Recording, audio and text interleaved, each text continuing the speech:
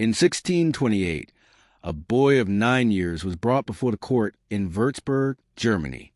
He wasn't called as a witness. He was there to admit his guilt. In just 3 days, he had identified 14 grown men and women. 7 days later, he was executed. His death was documented in official records. His name was entered into registers that ran across multiple pages. And then the system moved forward without pause. What unfolded across Europe from 1560 to 1660 claimed the lives of tens of thousands. But the deaths themselves were never the objective. Something far more significant was taking shape, one proceeding at a time, one accusation at a time, one life at a time. A system that required no energy source. A system that required no true conviction. A system that needed only to repeat itself. When it finally ended, whole villages had been depopulated. Entire bloodlines had vanished. And every survivor had absorbed the same fundamental truth. Keep your head down, remain unseen, and never attract attention. This is the account of what that system actually accomplished. Not the mythical telling, not the oversimplified version from your history class, the verified account. Every subscription allows us to restore one more forgotten testimony. The version with documented names, specific dates, and legal procedures still preserved in court archives you can examine right now. And the reason it functions so effectively that elements of it persist to this day. People commonly associate the witch trials with the medieval era, with the Dark Ages, with a time of ignorance and primitive beliefs before rational thought emerged. That's entirely incorrect. These events occurred later, roughly spanning 1560 to 1660, throughout what Europeans identified as the Renaissance and Reformation, an era of movable-type printing, higher education institutions, commerce between nations, and growing numbers of literate citizens. Martin Luther nailed his arguments to the door in 1517. The Malleus Maleficarum went to press in 1486. The peak period of which prosecutions took place during the 1600s. These weren't separate timelines. They happened simultaneously. The very same civilization that gave us Galileo, Shakespeare, and systematic scientific inquiry was also executing people by fire in public spaces. This wasn't some kind of paradox. This was how the system operated. Beneath the surface of cultural achievement, Europe was fragmenting. The Protestant Reformation had fractured Christianity into rival movements. Catholic territories in Protestant regions now struggle for their very existence, for recognition, for dominance. The 30 Years' War, running from 1618 through 1648, would ultimately claim around 8 million lives. That represents approximately 1/5 of everyone living in the war zones. Plague kept returning in cycles. The Black Death had never truly vanished.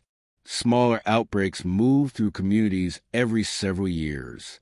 Crop yields collapsed again and again. The century between 1560 and 1660 encompassed what researchers now identify as the Little Ice Age, multiple decades of reduced temperatures that cut short planting seasons and destroyed food supplies. Political structures were unstable. Territorial lines changed continuously. Local officials competed against provincial authorities. Monarchs clashed with aristocrats. Everyone was in conflict with someone else. And caught in the center of this turmoil, regular people were simply trying to stay alive. When disaster struck, and disaster was constant, people demanded explanations. Why were the harvests ruined? Why were the babies dying? Why were communities turning against each other? Why did existence itself seem to be unraveling? The explanation couldn't be mere coincidence. It couldn't be climate conditions, illness, or governmental collapse. Those reasons were too abstract, too far beyond control, too terrifying to accept. People required a source they could pinpoint, and they required a target for their rage. The devil, not as a figure of speech, not as an icon, not as some remote theological abstraction, as an immediate, tangible threat operating through human intermediaries to tear down Christian civilization from the inside out. This conviction was shared by virtually everyone. Protestants and Catholics found common ground on almost nothing. Methods of worship, ecclesiastical power, the path to salvation, the very definition of faith. But on this matter, they stood united. Satan existed. His agents walked among them. And they hid in plain sight as ordinary townspeople, laboring to trigger the apocalypse. When harvests rotted, it wasn't climate. When infants perished, it wasn't sickness.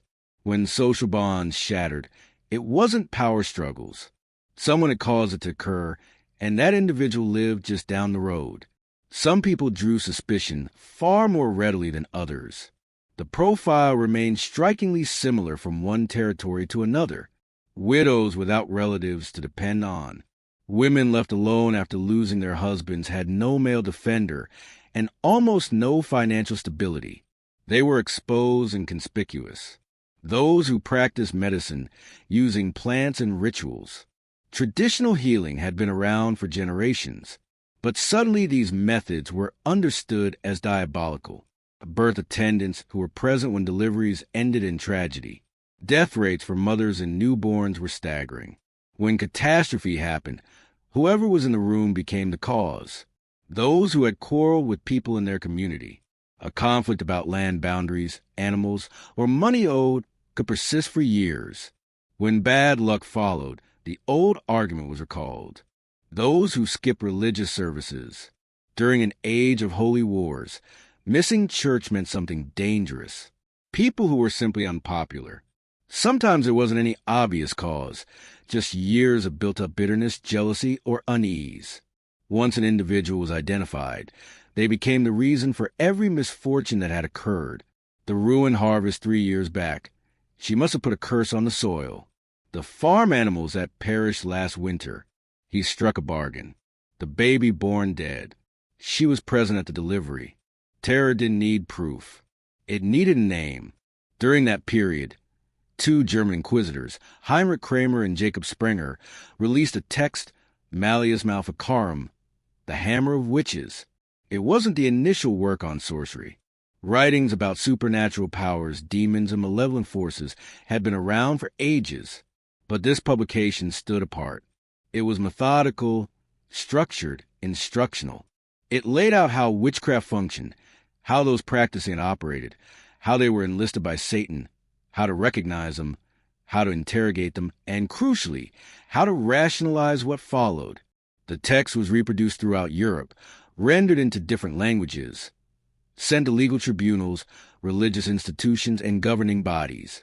From 1486 to 1600, it saw 28 separate printings. It transformed into a procedural guide, and it made the entire process appear routine. The Malleus presented several fundamental claims. To begin with, witchcraft was genuine, coordinated, and pervasive. This wasn't mere superstition. It was an actual network of conspirators. Next, practitioners worked in concealment. They blended into normal society. They seemed unremarkable, which meant any person could be practicing witchcraft. Third point, those involved would invariably deny their participation. Denial was anticipated, so denial couldn't indicate innocence. It indicated dishonesty. Fourth, bodily proof could be located on the person. Unusual marks, old wounds, or spots that didn't respond to pain revealed a covenant with Satan. Fifth, extracting a confession was the ultimate aim. Every aspect of the procedure was constructed to generate that admission.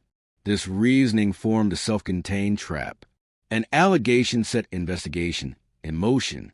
Investigation invariably discovered something suspicious. The defendant invariably denied everything. That denial confirmed guilt. Questioning yielded confession. There was no way out. After the Malleus laid out the structure, tribunals throughout Europe started implementing comparable methods. The sequence had clearly defined stages. Stage 1, the allegation. Someone levels a charge. A person living nearby reports unusual incidents. A family member mentions questionable conduct. Sometimes a young person repeats overheard conversation. The charge doesn't demand evidence. Mere suspicion is enough to initiate the process. Stage 2, detention. The defendant is seized from their residence, typically without advance notice, frequently after dark. They're transported to a holding cell, cut off from relatives and neighbors. This separation achieves multiple objectives. It stops them from escaping. It stops others from offering assistance. It demonstrates to the community that officials have responded, and it starts dismantling the defendant's grip on what's real. Stage 3, physical inspection. The body is examined for markings, skin discolorations, old injuries, marks present from birth. Any abnormality transforms into possible proof of Satan's mark, verification of a covenant. In some cases, areas of skin were pierced with sharp instruments. If the defendant showed no response, either due to natural nerve patterns or because terror had deadened sensation, this was documented as confirmation. The inspection was frequently performed in front of witnesses or partly in view of others. The degradation was calculated. Stage 4, questioning. The defendant faces interrogation. In some instances, physical suffering is inflicted. Methods differ between locations, but encompass devices that crush thumbs, suspension by bound wrists, instruments that compress legs, and mechanisms that stretch the body. But inflicting pain wasn't always required. Extreme fatigue proved more powerful in many cases. Preventing sleep, multiple days without proper rest, relentless questioning, complete disorientation, inability to track time, experiencing visions that weren't real. The defendant would be roused every couple of hours, interrogated, sent back to confinement, then roused once more. After days of this, most individuals lost the ability to reason coherently.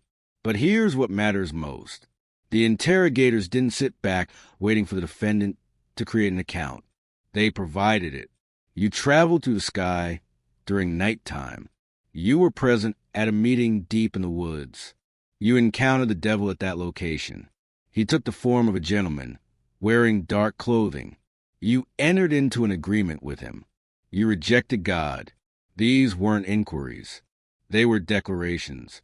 The defendant, depleted and paralyzed by fear, would eventually echo these specifics back, on occasion using identical phrasing.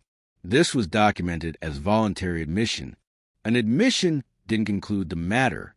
It made it grow, because once the defendant admitted to their own involvement, the interrogators invariably posed the same closing question. Who else was present? Who else came to the meeting? Who else entered into an agreement? Each name generated another arrest. Each arrest generated another round of questioning. Each round of questioning generated additional names. The mechanism sustained itself. The procedure succeeded because it never varied. Identical steps were executed in small village courts and major city tribunals, in Catholic domains and Protestant territories, in prosperous regions and impoverished ones. Everyone understood what would transpire once an accusation was made, and that understanding altered how people acted. People stopped defending those around them because defending someone charged with witchcraft made you suspicious. People stopped challenging the officials because challenging the system made you suspicious. People discovered that keeping silent was the only protected stance.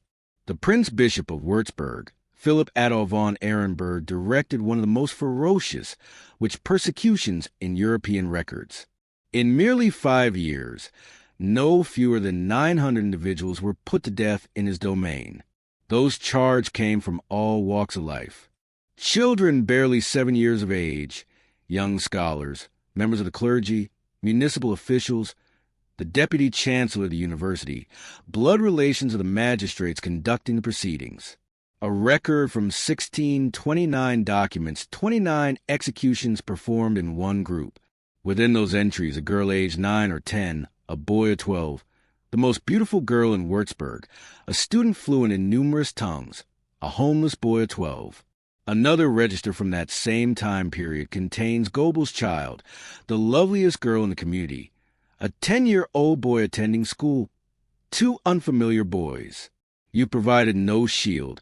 Learning provided no shield. Position in society provided no shield. The system devoured anyone whose name was spoken. There was an additional aspect to what transpired in Würzburg. When an individual was found guilty of witchcraft, Their assets were confiscated. The expenses of the proceeding, the confinement, the questioning, the execution were billed to the condemned person's holdings. If they possessed land, it was appropriated. If they had money set aside, it was seized. If they had belongings, these were auctioned off. In certain instances, the relatives of the executed were left destitute. In other instances, the relatives themselves faced charges immediately after. This established a financial motivation. Proceedings brought in funds. Admissions led to additional proceedings. Additional proceedings brought in more funds. The apparatus achieved self-sufficiency. 60 miles distant, Prince Bishop Johann George II Fuchs von Dornheim launched his own operation. He constructed a purpose-built structure, the Drudenhaus, the witch prison. It was engineered exclusively for handling witch prosecutions. Rooms for questioning, detention areas, clerical spaces where admissions were transcribed and asset transfers were registered. Roughly 600 individuals were put to death in Bamberg throughout this era. Among their number, Johannes Junius. He served as a mayor of Bamberg, an esteemed official, a person of learning and reputation. In 1628, he faced charges of witchcraft. While held captive, Junius succeeded in getting a letter out to his daughter, Veronica. That letter has survived. Within it, he recounted what took place during his questioning. He was presented with the tools. He was informed what would occur if he refused to admit guilt. He declared his innocence. They attached the thumb crushers, followed by the leg compressors. He continued asserting his innocence. They employed the strappado, suspending him by his wrists bound behind his spine. He cried out that he would admit to whatever they wanted. They lowered him and allowed him time to collect himself. Then they presented their questions. Where did you encounter the devil? What was his appearance? What did he offer you? Who else attended? He supplied the responses they were seeking. He recounted a gathering in the woods. He portrayed the devil as a gentleman in black garments. He provided other people's names. Every word of it was fabricated under physical agony. He concluded the letter to his daughter. They claim I have made admission. This is accurate, but the manner in which I came to make this admission, merciful God above understands. They have put me through such torment that I cannot tell if I remain among the living or the dead. Now, beloved child, you possess here the entirety of my deeds, an admission for which I face execution. It is entirely false and contrived. May God be my witness. He was burned alive 3 days following the writing of that letter. What occurred in Würzburg and Bamberg occurred in scores of additional places. Trier, roughly 368 executions spanning 1581 to 1593. Ellwangen, roughly 430 executions spanning 1611 to 1618. The Basque territories, roughly 7,000 investigated, though the majority avoided execution because of doubtful inquisitors. Scotland, roughly 4,000 executions spanning 1560 to 1707. The exact figures differed. The judicial methods differed. The severity differed, but the fundamental sequence stayed identical.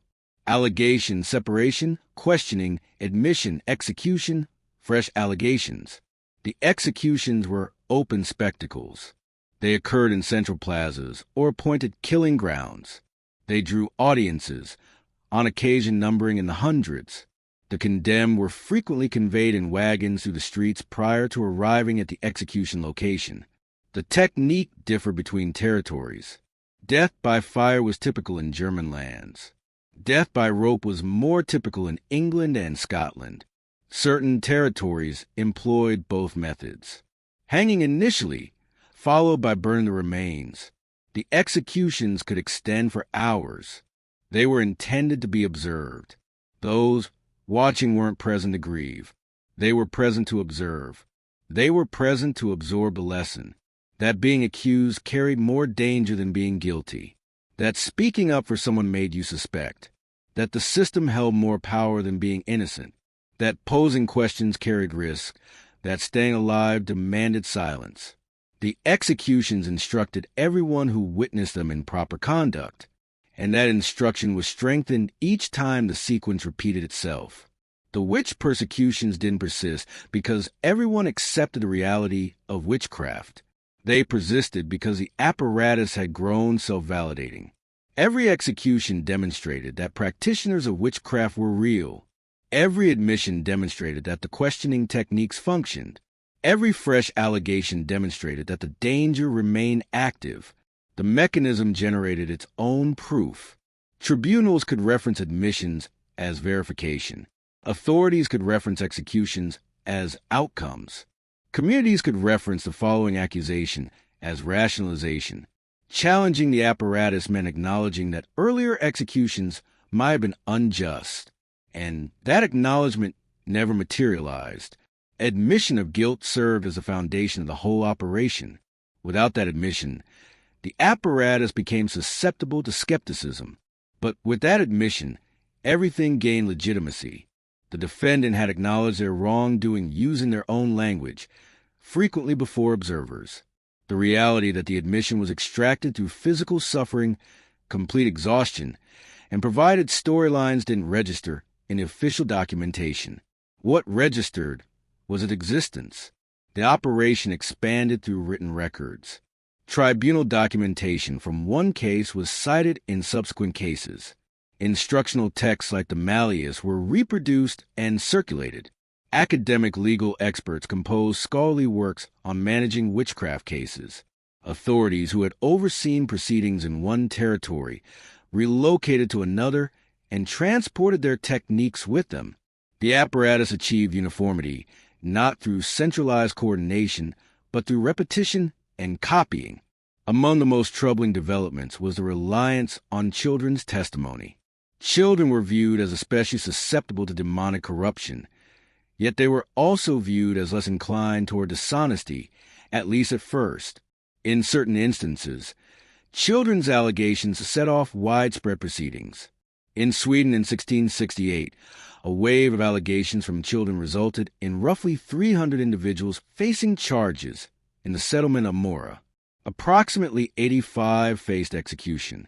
In Salem, Massachusetts in 1692, allegations from young girls set in motion the notorious Salem witch proceedings. Children were interrogated about what they had observed. They were presented with suggestive questions. They received approval when they offered the expected responses. They discovered what adults wished to be told, and then they spoke those words. The apparatus started breaking down when it overreached. When mayors, members of the clergy, magistrates, and nobility began showing up on execution registers, fellow officials paid attention. The operation had grown without discrimination. If rank and education granted no immunity, then everyone was at risk. Tribunals started demanding stronger proof. Admissions extracted through physical suffering were quietly dismissed. Legal protocols shifted. Requirements became more stringent. The machinery decelerated. By 1650, the most violent phase had concluded, but the transformation didn't stem from unexpected mercy. It stemmed from the instinct to survive. Projections differ, but scholars broadly accept a certain span. Between 40,000 and 60,000 individuals were put to death for witchcraft in Europe spanning 1560 to 1660. Some projections reach higher, some reach lower. Documentation was incomplete or disappeared, but the overall magnitude is unmistakable. Tens of thousands killed. Roughly 75 to 80% were women. The majority exceeded 50 years of age. Many resided by themselves. Nearly all were financially precarious. For each person who perished, thousands more bore witness. They witnessed neighbors being seized. They witnessed proceedings moving forward. They witnessed the executions, and they modified their conduct in response. They discovered how to prevent disputes. They discover how to maintain regular church attendance. They discover how to guard their thoughts. They discovered how not to draw notice. The mechanism claimed tens of thousands of lives, but it dominated millions. Apart from the immediate casualties, whole communities sustained damage. Faith between those living side by side disappeared. Social connections broke apart. Expertise possessed by traditional healers and birth attendants was eliminated or driven underground. The terror of facing charges transformed human interaction. People grew cautious. People grew mistrustful. People grew quiet. That quietness persisted well beyond when proceedings ceased. Presently, thousands of records from which proceedings remain preserved in European archives. Tribunal documentation, recorded admissions, execution registers, asset confiscations, official correspondence. These records reveal the administrative character of what transpired. The operation was documented. The stages were recorded. The results were archived. This wasn't disorder. It wasn't crowd brutality. It was bureaucracy. The witch persecutions are frequently portrayed as widespread panic or shared false belief. But panic is disordered and erratic. This was structured and uniform. Identical protocols were implemented across varying territories, varying judicial frameworks, varying religious affiliations. Identical questions were posed. Identical admissions were generated. Identical results materialized. The apparatus didn't pursue practitioners of witchcraft. It produced admissions of guilt. It reallocated assets. It imposed uniformity. It displayed authority.